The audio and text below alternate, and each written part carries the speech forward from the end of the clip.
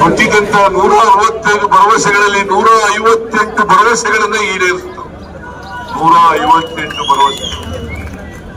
ಅದ್ರ ಜೊತೆಗೆ ಇನ್ನೂ 30 ಹೊಸ ಕಾರ್ಯಕ್ರಮಗಳನ್ನ ಕೊಟ್ಟವು. ಅನ್ನಭಾಗ್ಯ ಮಾಡಿದವರು ಯಾರು? ಕೃಷಿ ಭಾಗ್ಯ ಮಾಡಿದವರು ಯಾರು? ಕ್ಷೀರ ಭಾಗ್ಯ ಮಾಡಿದವರು ಯಾರು? ಕ್ಷೀರಧಾರೆ ಮಾಡಿದವರು ಯಾರು? ಮೈತ್ರಿ ಮಾಡಿದವರು ಯಾರು? ಮನಸ್ವಿನಿ ಮಾಡಿದವರು ಯಾರು? ಇಂದಿರಾ ಕ್ಯಾಂಟೀನ್ ಮಾಡಿದವರು ಯಾರು? ವಿದ್ಯಾಸಿರಿ ಮಾಡಿದವರು ಯಾರು? ಶಾಲಿ ಭಾಗ್ಯ ಮಾಡಿದವರು ಯಾರು? ಸೌಭಾಗ್ಯ ಮಾಡಿದವರು ಯಾರು? ಯಾರಿಗೂ ಓಟ್ ಕೊಡ್ಬೇಕು ಹೇಳಿ? ಯಾರಿಗೂ ಓಟ್ ಕೊಡ್ಬೇಕು? ಶಾಲಿ ಭಾಗ್ಯ, ಸೌಭಾಗ್ಯ, ಮಾತೃಪೂರ್ಣ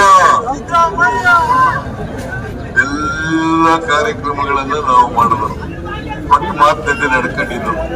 ಅದೇ ಬಿಜೆಪಿಯವರು 2018ರಲ್ಲಿ ಒಂದು ಮ್ಯಾನಿಫೆಸ್ಟೋ ಹೊರಡಿಸಿದ್ರು. 600 ಭರವಸೆಗಳನ್ನ ಕೊಟ್ಟರು. 600 ಭರವಸೆಗಳಲ್ಲಿ 10% ಭರವಸೆಗಳನ್ನು ಕೂಡ ಈಡೇರಿಸಲಿಲ್ಲ. ಬಹಳ ಮುಖ್ಯವಾಗಿ ಹೇಳಿದ್ದು, 1 ಲಕ್ಷದವರೆಗೆ ರೈತ ಸಾಲ ಮನ್ನಾ ಮಾಡ್ತೀವಿ, ಮೊದಲೇ ಕ್ಯಾಬಿನೆಟ್ ಮೀಟಿಂಗ್ ಅಲ್ಲಿ ತೀರ್ಮಾನ ಮಾಡ್ತೀವಿ ಅಂತ ಹೇಳಿದ್ರು. ಇವತ್ತವರೆಗೆ ಅವರ ಅಧಿಕಾರದಲ್ಲಿರೋವರೆಗೆ 1 ರೂಪಾಯಿ ಸ್ವಾರ್ಥಕ್ಕೋಸ್ಕರ ಇವತ್ತು ಕೋಮುವಾದಿ ಪಕ್ಷವನ್ನ ತಪ್ಪಿಕೊಂಡು ಹೋಗ್ತಾ ಇದ್ದೀರಲ್ಲ, ನಿಮ್ಗೆ ನಾಚಿಕೆ ಆಗಲ್ವಾ ಅಂತೇಳಿ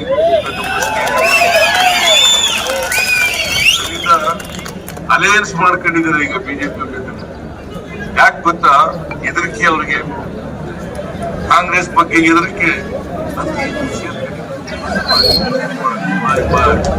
ಇಬ್ಬರು ಸೇರ್ಕೊಂಡಿದ್ದಾರೆ. ದೇವೇಗೌಡರು ಸೀಟ್ ತಗೊಂಡಿದ್ದಾರೆ. ಇನ್ನೊಂದು ಸೀಟು ಅವ್ರ ಅಳಿನೂ ಕೊಡಿಸಿದ್ದಾರೆ ಬಿಜೆಪಿಯಿಂದ. ಯಾರು ಕೊಡಿಸಿದ್ದಾರೆ? ಮಗ, ಅಳಿಯ, ಮೊಮ್ಮಗ. ಇದೇನಾದ್ರು ರಿಸರ್ವ್ ಕಾನ್ಸ್ಟಿಟ್ಯೂನ್ಸಿ ಇದ್ದೇ ಹೋದ್ರೆ ಇಲ್ಲಿ ಒಬ್ಬ ಮೊಮ್ಮಗನ ನಿಲ್ಲಿಸ್ತಾ ಇದ್ರು. ಇಲ್ಲಿ ಒಬ್ಬ ಮೊಮ್ಮಗನ ನಿಲ್ಲಿಸ್ತಾ ಇದ್ರು. ಇಲ್ಲಿ ಅವ್ರಿಗೆ ಓಟ್ ಹಾಕ್ತೀರಾ? ಓಟ್ ಹಾಕ್ತೀರೇನ್ರಿ? ದಯಮಾಡಿ ಕಾಂಗ್ರೆಸ್ಸಿಗೆ. ಆಮೇಲೆ ಈ ಮಾರ್ಕೆಟ್ ಇಂಟರ್ನ್ಯಾಷನಲ್ ಮಾರ್ಕೆಟ್ ಆಗಬೇಕು ಅಂತೇಳಿ ರೇಷ್ಮೆ ಗೂಡಿನ ಮಾರ್ಕೆಟ್, ಅದಕ್ಕೆ ದುಡ್ಡು 160 ಕೋಟಿ ಕೊಟ್ಟವ್ರು ಯಾರು? ಯುಜಿಡಿ ಕುಡಿಯೋ ನೀರು ಮಾಡಿಕೊಟ್ಟವ್ರು ಯಾರು? 80 ಕೋಟಿ ಬೈತಿ ಸುರೇಶ ಇತ್ತೀಚೆಗೆ ನಿಮ್ಮ ರಾಜೀವ್ ಗೌಡ ಮತ್ತೆ ಅಂಜನಪ್ಪ ಸೇರಿ ಗಲಾಟೆ ಮಾಡಿ ಶಿಡ್ಲಘಟ್ಟಕ್ಕೆ ಕುಡಿಯೋ ನೀರು ಬೇಕು, ಒಳಚರಂಡಿ ವ್ಯವಸ್ಥೆ ಬೇಕು ಅಂತ ಹೇಳಿ ಮಾಡಿದವರು ಯಾರು? ಬಿಜೆಪಿ ಮಾಡಿದ್ದ. ಜೆಡಿಎಸ್ ತಾಳುಗೆ ನಾವು ಟಿಕೆಟ್ ಅನ್ನ ಕೊಟ್ಟಿದ್ದೀವಿ. ಕಳೆದ ಬಾರಿ 25 ಜನ ಬಿಜೆಪಿಯವರು, ಸುಮಲತಾ ಒಬ್ರು, ಆಮೇಲೆ ಪ್ರಜ್ವಲ್ ರೇವಣ್ಣ ಅವರಿಬ್ರು ಸೇರ್ಕೊಂಡಿದ್ದಾರೆ. ಈಗ ನಾವು ಮುಂಗುವರಿಸಿದ್ದಾರೆ ಇಬ್ಬರು ಜೆಡಿಎಸ್ ಬಿಜೆಪಿಯವರು. ನಾವು ಮುಂಗುವರಿಸಿದ್ದಾರೆ.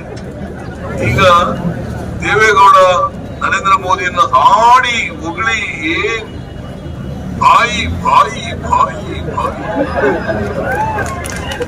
ನಂಬ್ತೀರಾ ಇವ್ರನ್ನ? ನಂಬಾರದು. ದೇವೇಗೌಡರು ಯಾಕೆ ಇಷ್ಟೊಂದು ಕೀಳು ಮಟ್ಟಿಗೆ ಇಳಿದು ಬಿಟ್ರು ನನಗಂತೂ ಗೊತ್ತಿಲ್ಲ. ಬಹಳ ಕೆಳಮಟ್ಟಿಗೆ ಇಳಿದು ಬಿಟ್ಟಿದ್ದಾರೆ. ಮಾಜಿ ಪ್ರಧಾನಿ ಏನೋ ರೈತರ ಮಗ ಪ್ರಧಾನಮಂತ್ರಿ ಆದಂತ ನಾವೆಲ್ಲ ಖುಷಿ ಪಡ್ತಾ ಇದ್ದು. ಈಗ ಈ ಮಟ್ಟಕ್ಕೆ ಕೆಳಮಟ್ಟಕ್ಕೆ ಇಳಿದಿರ್ತಕ್ಕಂಥ ದೇವೇಗೌಡರಿಗೆ ದಯಮಾಡಿ ಅವರ ಅಭ್ಯರ್ಥಿಗೆ ವೋಟ್ ಹಾಕಬಾರದು. ದೇವೇಗೌಡರು ಹೇಳಿದ್ರು ಕಳೆದ ಲೋಕಸಭಾ ಚುನಾವಣೆಯಲ್ಲಿ ಏನಂತ ಹೇಳಿದ್ರು? ನರೇಂದ್ರ ಮೋದಿಯವರು ಯಾವ ಕಾರಣಕ್ಕೂ ಅಧಿಕಾರಕ್ಕೆ ಬರಲ್ಲ, ಒಂದು ವೇಳೆ ಮತ್ತೆ ಪ್ರಧಾನಮಂತ್ರಿ ಆದ್ರೆ ದೇಶನೇ ಬಿಟ್ಟು ಹೊರಟ್ಬಿಡ್ತೀನಿ ನಾನು ಅಂತ ಹೇಳಿದ್ರು. ದೇಶನೇ ಬಿಟ್ಟು ಹೊರಟೋಗ್ತೀನಿ ಅಂತ